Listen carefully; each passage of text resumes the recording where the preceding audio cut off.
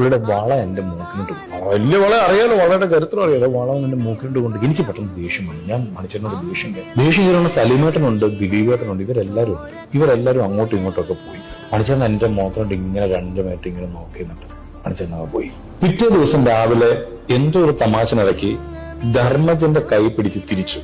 സ്നേഹത്തിന്റെ പുറത്ത് ചെയ്യുന്നതൊക്കെ. ധർമ്മജനും ചൂടായി.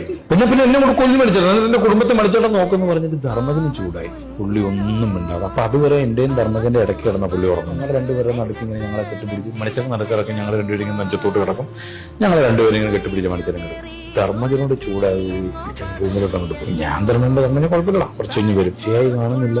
വൈകുന്നേരമായിട്ട് മണിച്ചേട്ടനെ കാണുന്നില്ല. സുബി വന്നിട്ട് ചോദിച്ചു, നിങ്ങളെന്താ മണിച്ചേട്ടനോട് എന്തെങ്കിലും പറഞ്ഞെന്ന് ചോദിച്ചു.